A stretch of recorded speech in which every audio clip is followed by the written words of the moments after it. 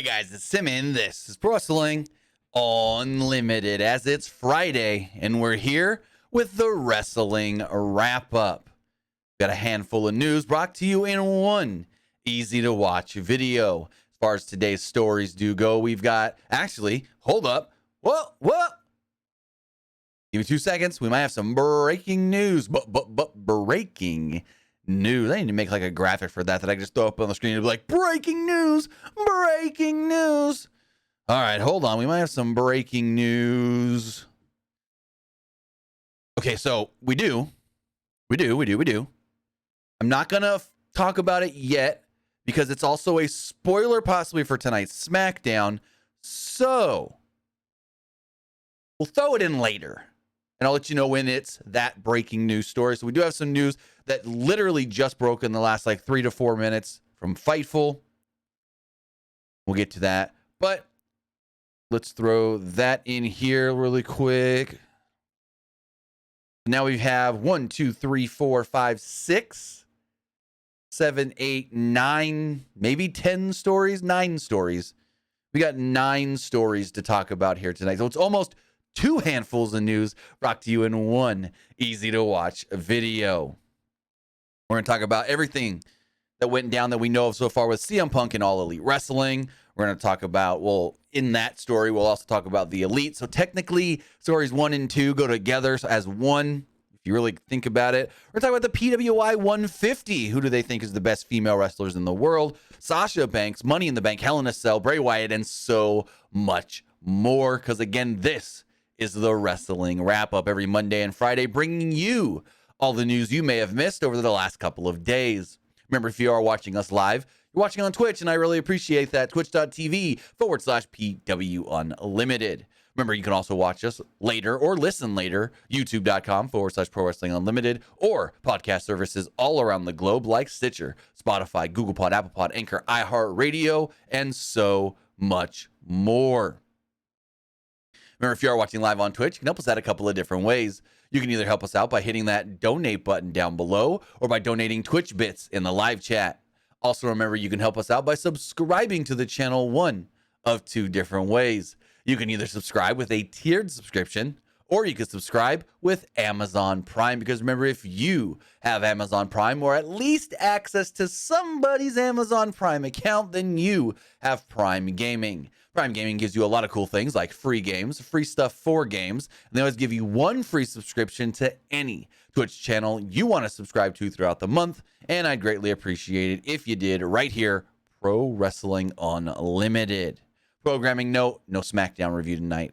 If anything major happens on Smackdown, I'll make a video about it at the Halloween event I'm working this weekend. Basically, there is a Halloween thing tonight, tomorrow, and Sunday that me and my buddy are working at. My buddy built a bunch of like high-end props for it, and I'm doing all the videography and photography stuff for the event.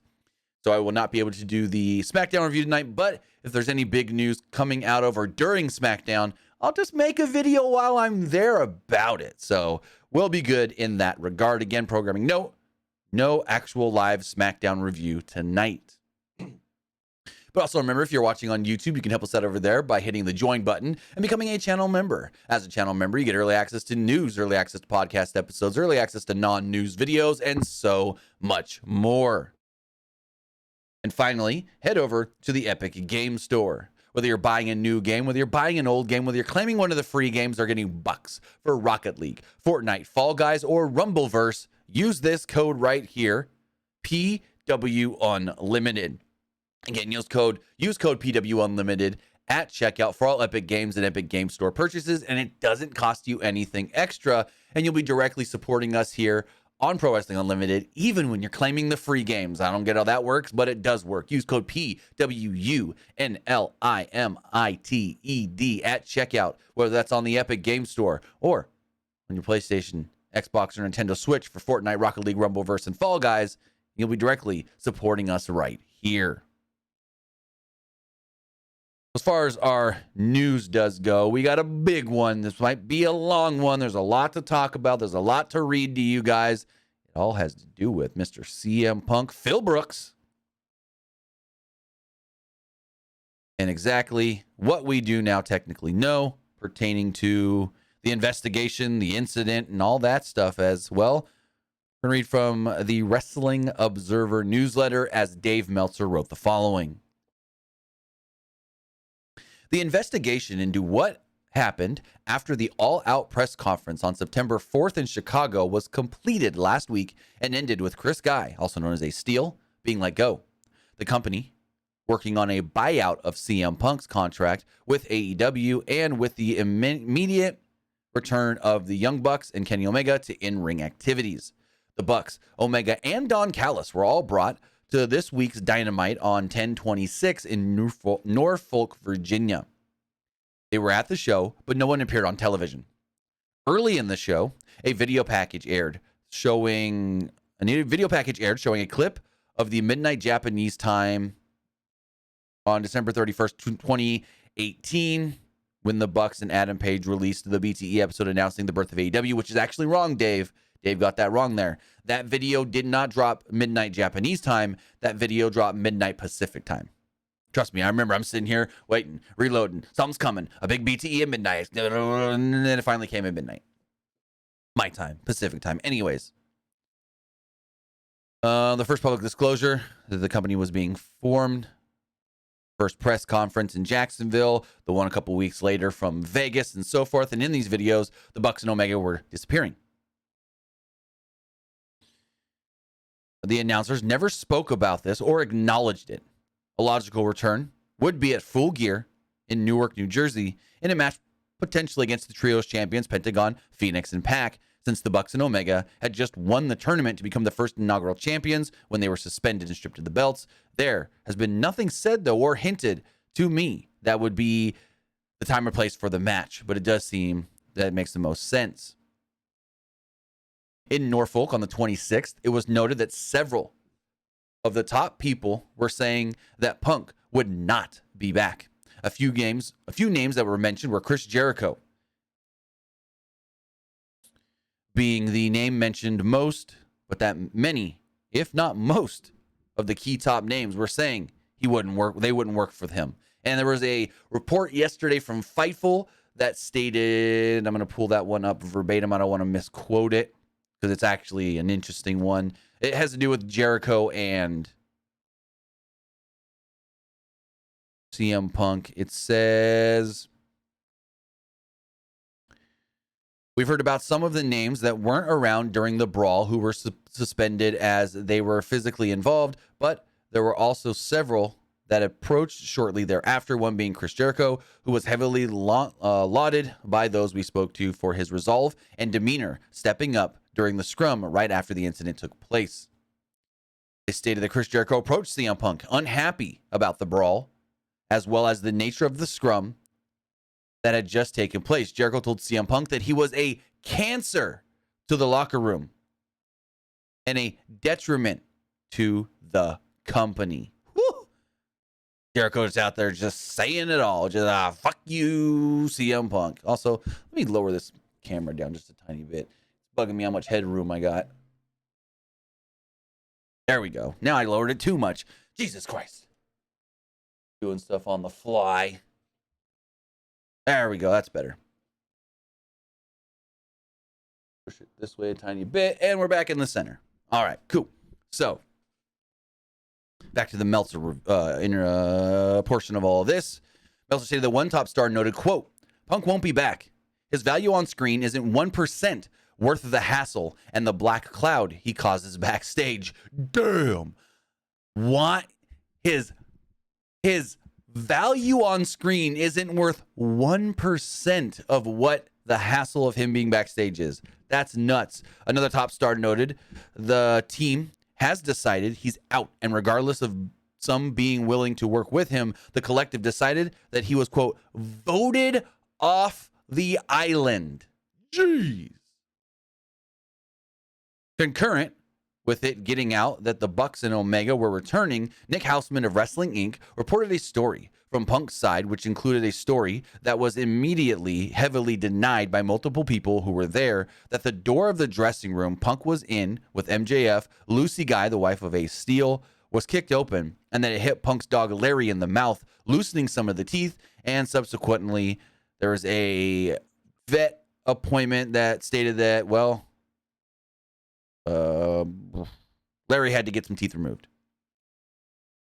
The obvious problem with that story is that if that actually came up in the investigation, there's no way that the Bucks and Omega would have been brought back. If they injured the dog, you ain't coming back. And we would have known of that story a lot earlier than the day everything possibly wrapped up. In addition, there's no way that story wouldn't have surfaced earlier, over the 8 weeks that this was all going on.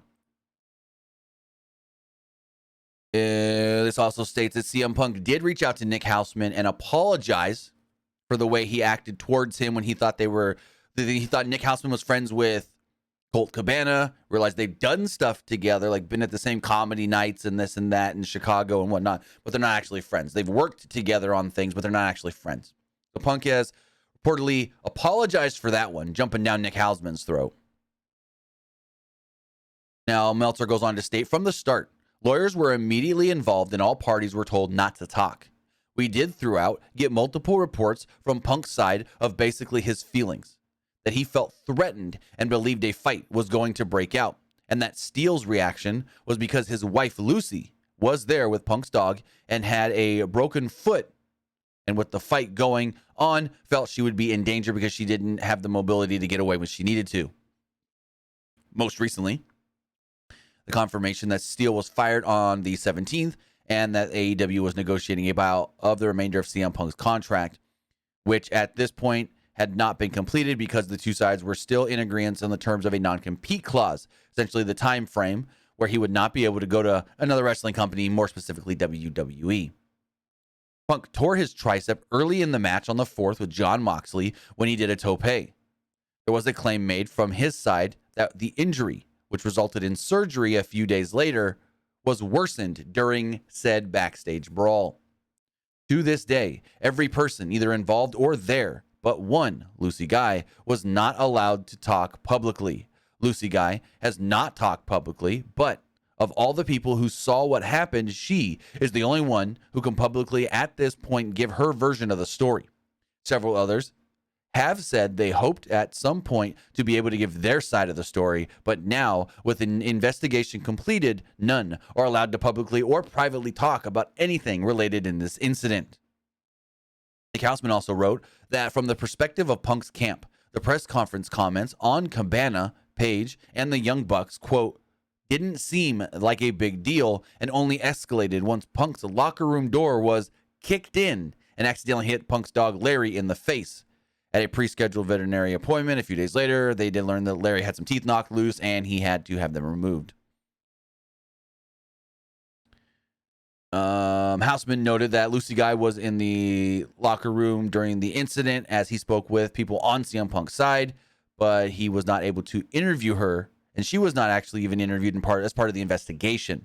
Houseman also reported that following Page's workers' rights line in the promo on Dynamite prior to the Double or Nothing event, there was distrust on Punk's end going into the match in Las Vegas, and that Punk, listen to this one, Punk was concerned that the match with Hangman might turn into a real fight. Punk thought Hangman Adam Page was going to shoot on him at Double or Nothing. Jesus frickin' guy. Come on, man. The obvious problem with that is months later, when Punk cut a promo on Page, which was not scripted, he was, if anything, either inviting a real fight to happen on live television or setting up, calling a top babyface in the company a coward by another top babyface for not coming out, which would be as unprofessional could be. It was the reaction by the people to that promo that really led to Punk attempting at first at the press conference to turn into a conflict with reporters by asking for a show of hands of people who think they are journalists prior to going off on Colt Cabana, and at first Nick Houseman, who again he has since apologized for doing so. Punk's side said in an impromptu interview after his return from foot surgery, and when he talked about Page with no storyline reason, was along the lines of that he believed his job was to sell tickets, pay-per-views, and have fun, and believed Page impeded his ability to do so. Punk said that Page jeopardized the first $1 million house in company history at Double or Nothing, which apparently meant that Punk was at one point not willing to work with Page and possibly not showing up. But he did state, saying Page said it's based on baseless rumors that he got one of Page's friends fired, who ended up not being fired, and claimed at the time Page hid in his room, which is not true. The story of the dog being hit with a door had not been told to anyone that we are aware of prior to the 26th, which many suggested was timed due to the Bucks and Omega returning to television, and perhaps with the result of the investigation being what it was, an attempt to take them down when the investigation did not do so. Basically, when everything was said and done in the investigation to make Punk look bad and to say, no, Punk's in the wrong, these guys can come back, Punk side wanted something to now try and make them look bad. As for other updates, as of the last word we have, there's been no communication between WWE with either CM Punk or Ace Steel as of several days ago. Legally, there still couldn't be with Punk since he is still under contract to All Elite Wrestling. There is no indication one way or the other of Paul Levesque or Nick Khan's feelings on this matter, as it is very tricky for obvious reasons. Punk would return to a giant reaction and help business, particularly at first. But very bad feelings exist, and the AEW stint likely didn't help his track record as far as him internally would go. The Cody Rhodes reaction by the fans also tells the story about how it would probably be very good for WWE and not so good for AEW to have Punk on their television. And with the wrestling war, that is still a very huge thing that WWE could be looking for as far as the reactions do go. Steele was said to just want to move past this, was bummed that it happened, and the online harassment of him and his gigantic, although that goes for every person involved in the story. They just want it passed. Meltzer would also go on to state that, quote, a complete made-up story, said one person close to the other side. He's Punk, losing, and is desperate. There was a multiple week-long investigation, and this is very odd to not discover, talking about the dog incident. Also, it so happens to be mentioned the moment there was news about the Bucks and Omega possibly returning. It's insane that people would even humor this. Another person said at the time that it's very clear that the story about the dog never actually happened, or we would know previously. Another person who was in the room seconds after the incident started, who was not affiliated with either side, although ended up negative to Punk after all it went down, said, quote, the dog story is the complete lie. When the altercation was happening, Punk was a total psycho and could have career PF less about the dog. Kenny picked the dog up to save him from being hurt and gave him to Mega. Mega was holding the dog, screaming at Punk to stop. Punk didn't even register that his baby was being held by a stranger in the middle of a fight. It didn't stop him one bit. Now that quote there from somebody makes it seem like this was even a bigger brawl and fight than we thought it was. That makes it seem like Punk was just like throwing random punches and things, and I don't know about that one. Like, I get what it's trying to get at, but that also makes it seem like this was a lot bigger than it was, like one of them street fights you see on World Star or something, where it's like they're just going at it and fighting. There's multiple people and they're throwing punches, and I don't know about that one making it sound like that. But as we move on, most fans of the company who are just looking for action and storylines likely hoped all this could be turned into an angle like UFC would do, and a lot of wrestling companies in the past, if similar situations became public known, would try to do. If we presume Omega's contract gets extended due to his injury time off, that would mean all three, plus perhaps MJF, who has claimed he hasn't signed an extension, but even if he did, they are going to keep that secret, would be due in their contracts at the end of next year. And those are the biggest deals now coming up in terms of money and stature with All Elite Wrestling, early 2024.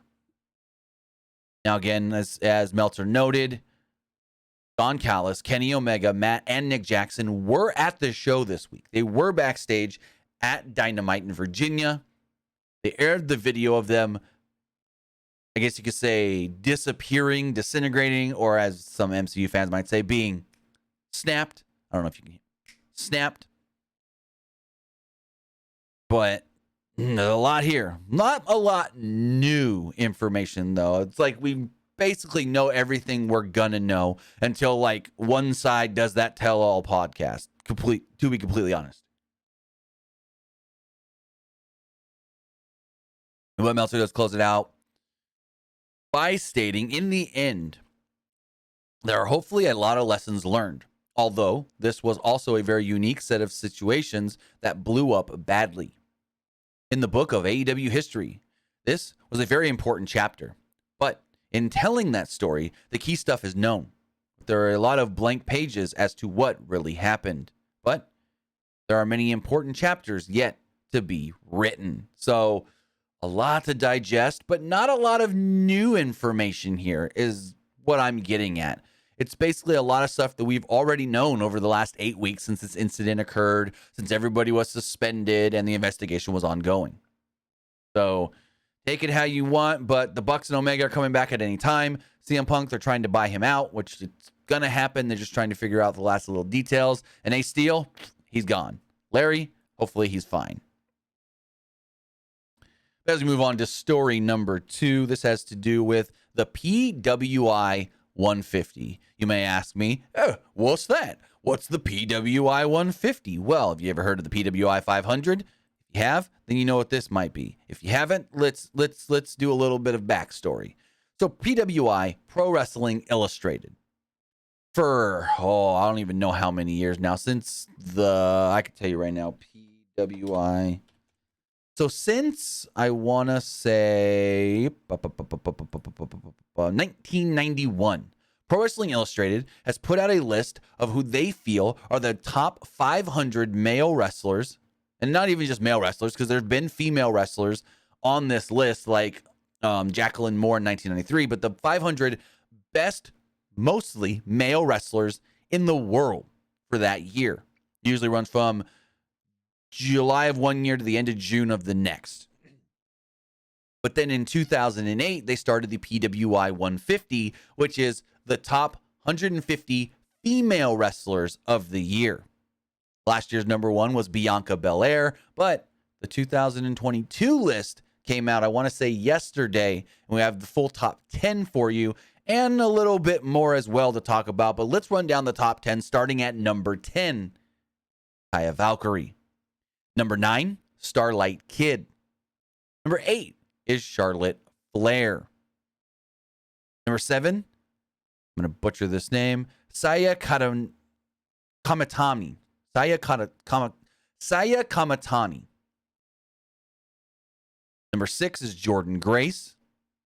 Number 7 is current AEW TBS champion Jade Cargill. Number 4 is Becky Lynch. Number 3 is technically the AEW Women's World Champion Thunder Rosa. Number 2, last year's number 1, is Bianca Belair, the current SmackDown Women's Champion. And number 1 is Syuri from Stardom. Syuri, who is also the current, give me 1 second and I can tell you. I want to say she is the current, World of Stardom champion. She's the current World of Stardom champion and the Queen of the Ring title as well, currently. Now, that's all well and good, but some females, some women, took exception to where they were ranked. And I'm going to pull up some of those news notes here. Give me 1 second. I had it up, and then I accidentally closed it because some of these women have, I guess you could say, what's the word I'm looking for, reacted to their positioning in the PWI 5 or 150. And let me try to find that right here because, I had it up and then I accidentally closed it. It happens. All right, here we go. So, Taya Valkyrie would tweet out, "I'm very happy and honored. Thank you very much." She said from 126 in 2021 to 10 in 2022. Don't call it a comeback. Whoop, whoop. I just lost the tweet. Don't call it a comeback. I was made for this. Billy Starks tweeted out, my goal was to get in double digits. 52 is wild. Thank you for the support in and out of the ring. The women I'm ranked with are stars. And I'm here for all of this love for the Joshis. Masha Slamovich, who was placed at number 14, I want to say, tweeted out, number 14, thankful and proud. We also have Laney Luck, who said top 100. Shout out to Pastels. Laney Luck was ranked at number 95. So she barely made the top 100. Viva Van tweeted out stating, the women's 150 is hellbent. Made 50 on the official PWI women's rankings. The journey has been tough, but we're far from done. Thank you. Interesting thing about Viva Van is that she just did a WWE tryout. Another one here.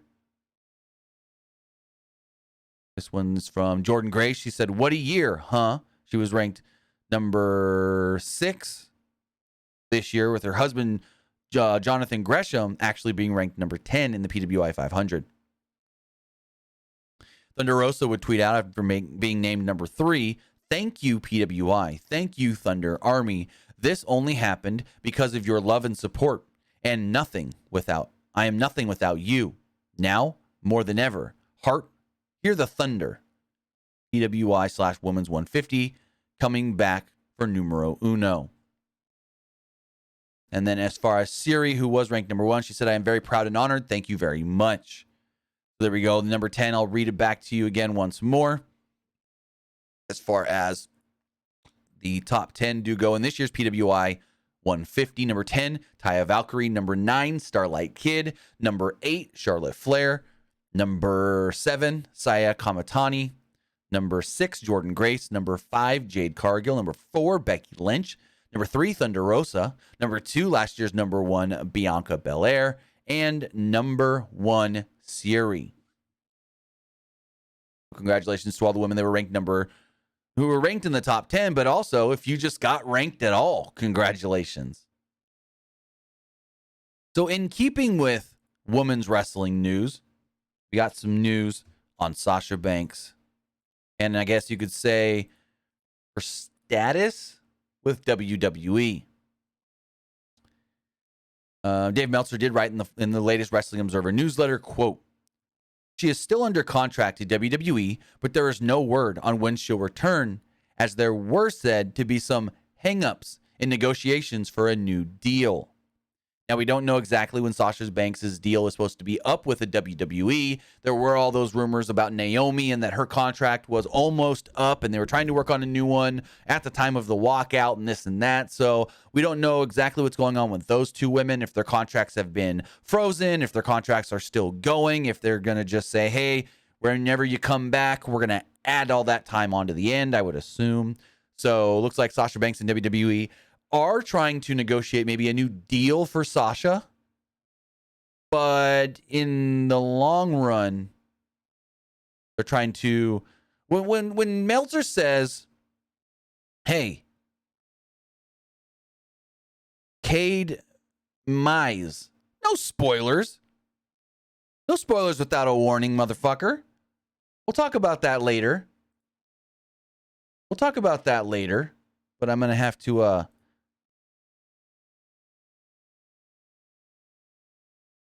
time you out to take your message out of there.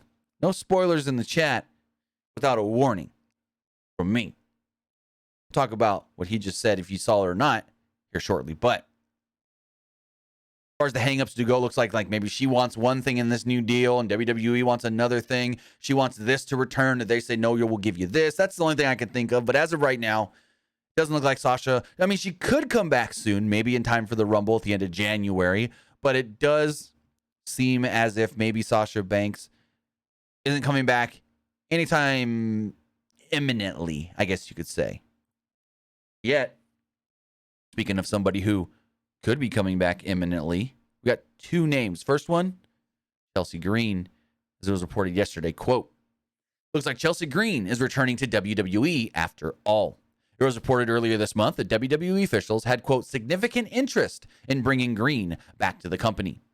A new report from PW Insider notes that Green has finished up with Impact Wrestling and is expected to be WWE bound in the near future. Green reportedly filmed an exit vignette with VXT tag team partner Deonna Purrazzo at the last set of Impact TV tapings.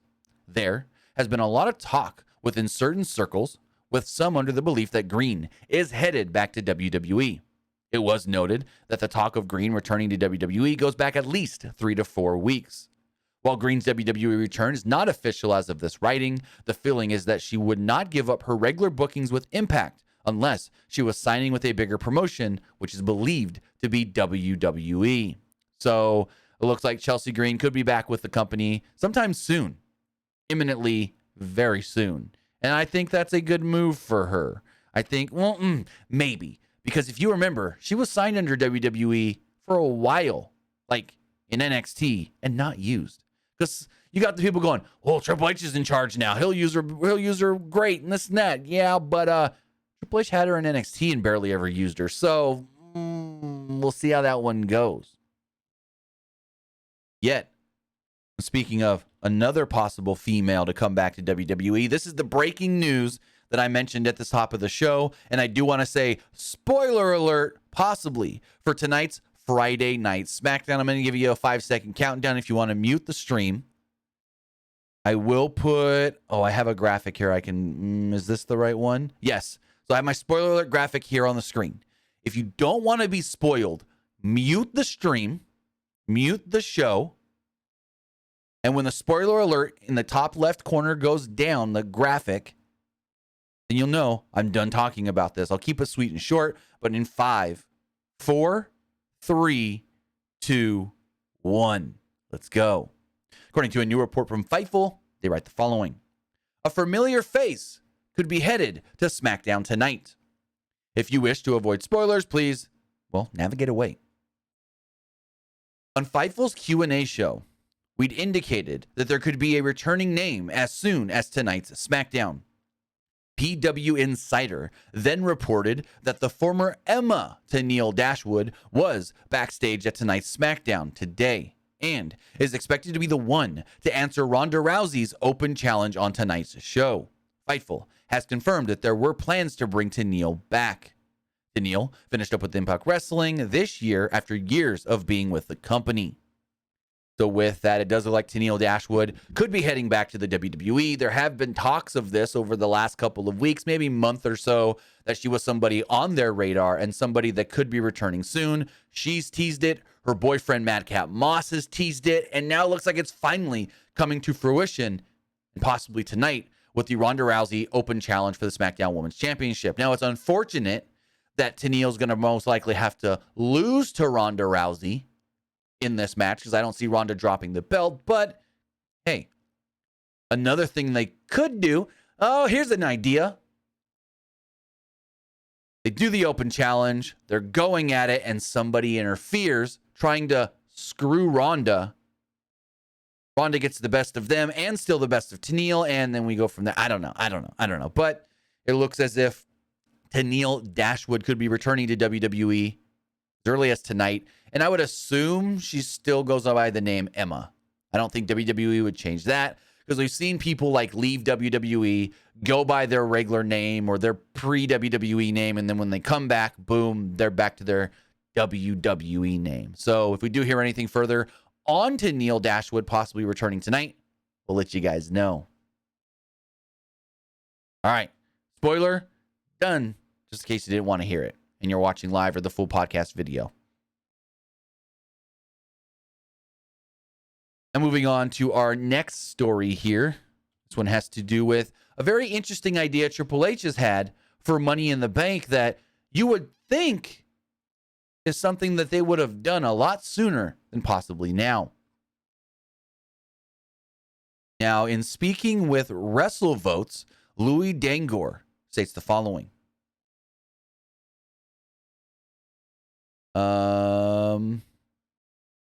And now the page won't load. Here we go. Here we go. A lot of fans have been speculating on how WWE is going to deal with Theory as the holder of the Money in the Bank briefcase. But that's now been answered. Theory appeared on NXT last week, teasing cashing in his briefcase on Braun Breaker in the process. So it seems like WWE is definitely open to new ideas for Money in the Bank. Now, this would be the first time, if Theory does choose to target Breaker, that WWE has had Money in the Bank cash in on someone not on the main roster. However, speaking exclusively to Give Me Sport, WrestleVotes has revealed another never-before-seen idea discussed and being put on the table.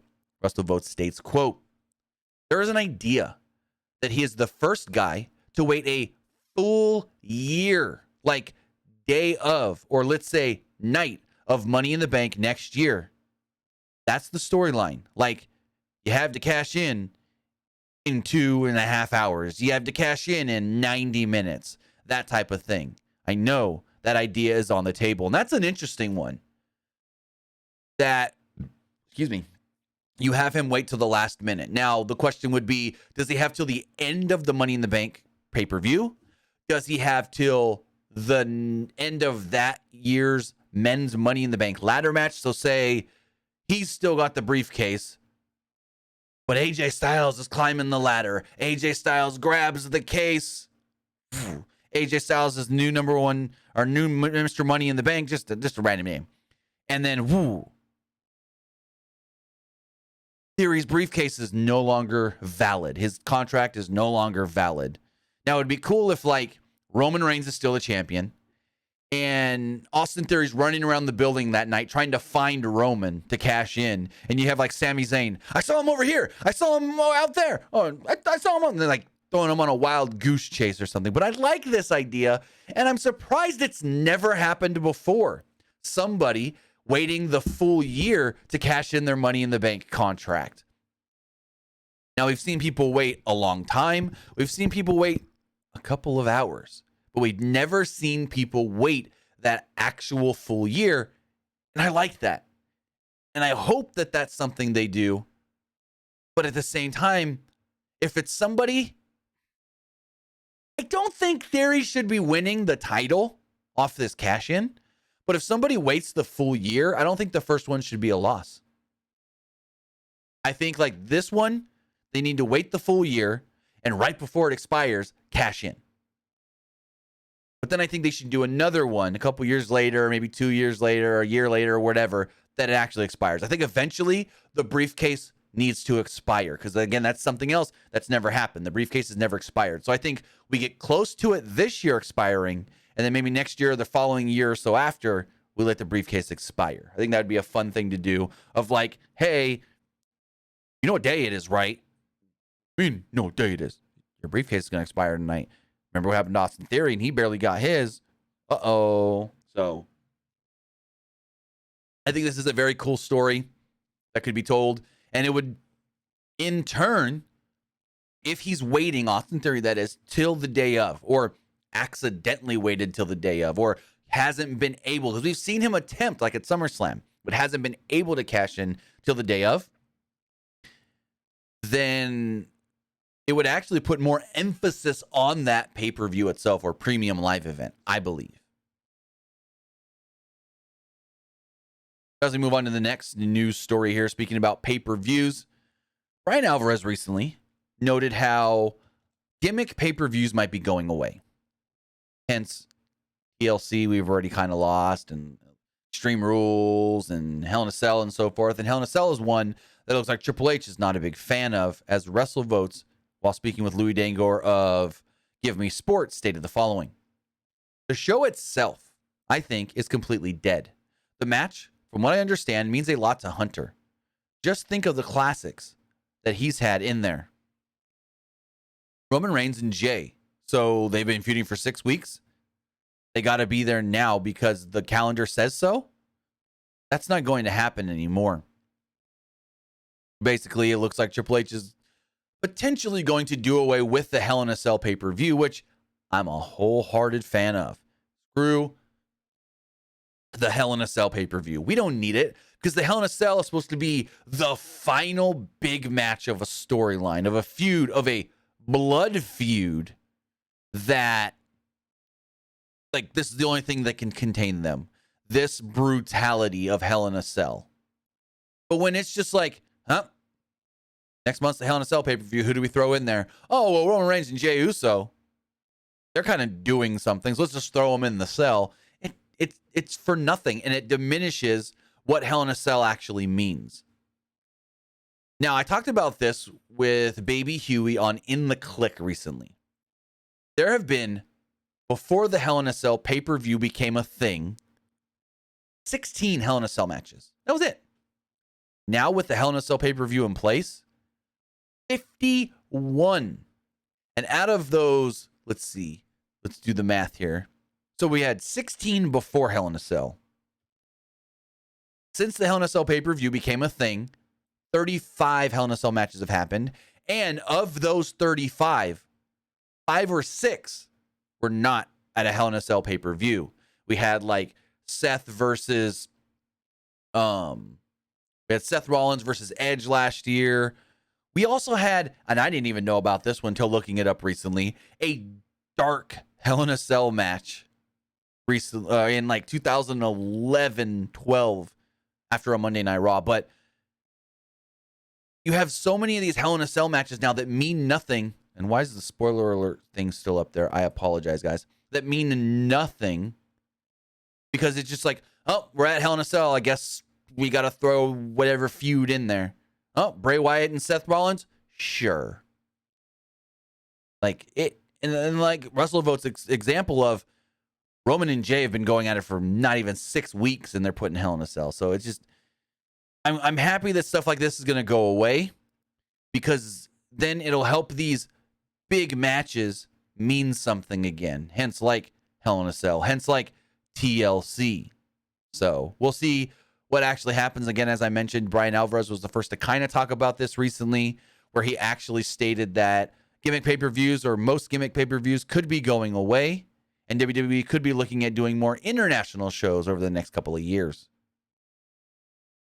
But as we get to our final news story of the day, let's talk a little bit about one Mr. Bray Wyatt. As Fightful has stated the following as a possible spoiler for tonight's SmackDown regarding Bray Wyatt, stating the following. We're told that several pieces of Bray Wyatt's past were to be included in some of the segments at the double taping tonight for SmackDown as far as tonight's show and next week. At least as of the creative on Thursday. Specifically, we've heard that the rocking chair that he used during his initial WWE run was to be brought in. In addition, the Fiend mask is set to be used, but plans called for it to be ripped by someone, either Bray or another talent. In regards to the rumors that Bray Wyatt was imminently set to feud with Roman Reigns, one source in WWE Creative claims that's false.